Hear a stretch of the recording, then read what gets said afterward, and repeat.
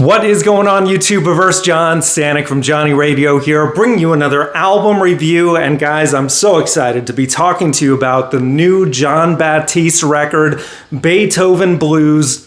Just came out a few weeks ago, and it's fantastic. I just have to say right off the bat. And if you don't know Jon Batiste, you should by now. I mean, Grammy Award-winning artist who's done films now, the documentary American Symphony, which is awesome if you haven't seen that.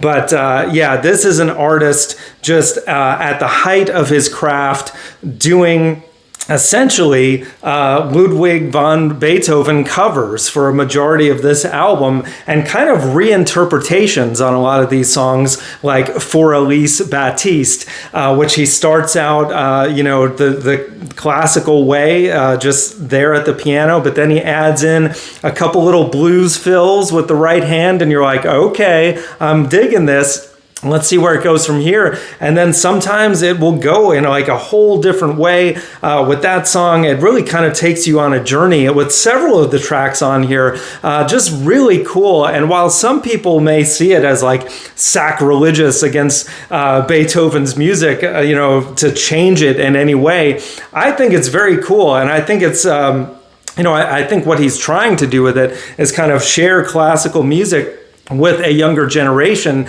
especially someone with the likes of Beethoven. You can tell he really has a reverence for his music.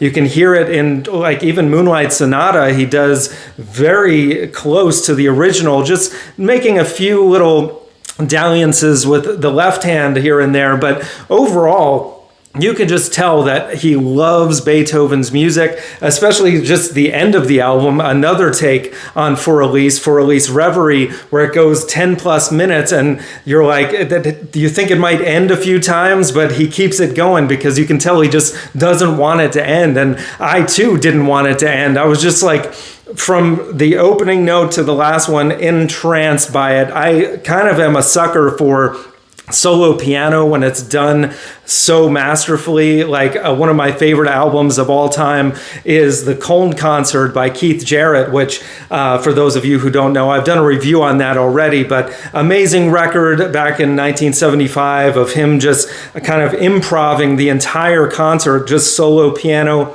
Incredible. If you haven't heard that, check it out. But you can tell that Batiste also, even with the album cover of this, it's a little bit similar to the Congo Concert, giving a little nod to Jarrett in that way. And I think it's interesting, this may not be the last in a series. In small print at the bottom cover of the album, it does say Piano Series Volume 1. So we'll see if Batiste goes on to do more, like taking on maybe Bach, a different classical artist, or who knows, maybe more originals, which he does throw a couple originals. He sneaks a few in here. American Symphony comes to mind, of course, which I was wondering if any of the music from the American Symphony film was going to show up somewhere, because it was so amazing, like all the songs that were his original works in that film. And if you haven't seen it, just overall, like it's kind of a snapshot of a time in his life where he's winning Grammys over here, but then his wife is in the hospital battling cancer over here. All the while, he's putting on this symphony at Carnegie Hall, which obviously went over tremendously. And I was like, man, when am I going to hear music from this? And yeah, he put American Symphony in there. And some people may think that's like braggadocious to like sneak that in alongside Beethoven. But hey, it's a man who's like at the peak of his powers, and maybe 5 years ago he couldn't pull this off. He wouldn't have had the clout to do it. Sure, he had a few albums under his belt, and he was the ringleader on the Colbert Show. But now that he's won many Grammys, and there's films showing the genius of Jon Batiste and in his, especially in the way he plays piano, like there's no one like him. I say more power to him, man. And it kind of fits right in with Beethoven's greats. And it's especially, if you're new to Beethoven as well, I recommend this to anybody. Even if you're not into classical music, I think you're going to realize, like, oh man, the great Ludwig van had so many hits, like Ode to Joy, which I love Batiste's take on that as well, where it's more subdued and melancholy, which is not what I would have expected from someone as joyful as Jon Batiste. So even if he's not elevating the music, he's always doing something interesting as well. I also love his take on the Seventh Symphony, which is one that I think is a real gem of Beethoven's. I'm so glad that he included that one. But that one gets, really cool, where he takes that.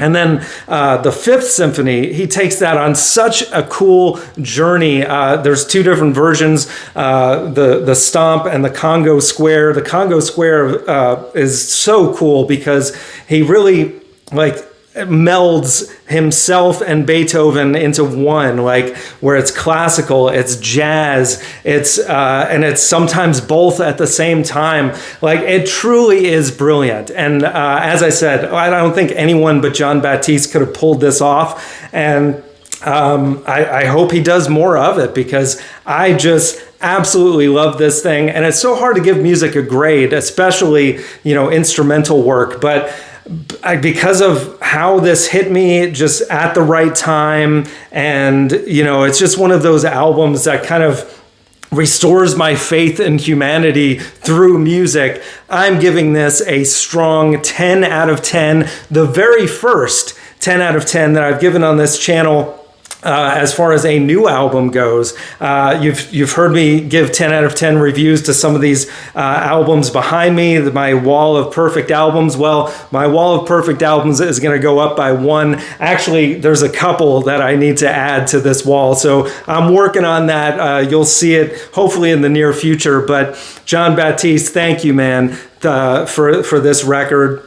It is beautiful. It is gorgeous. Everyone, please go out and listen to it right away. I guarantee it's going to put a smile on your face, if nothing else. But yeah, Beethoven Blues, a perfect record. And guys, I just thank you so much for watching. We got more album reviews coming, more top 5s, more top 50 countdowns, interviews, so much more. Thank you for watching. And as always,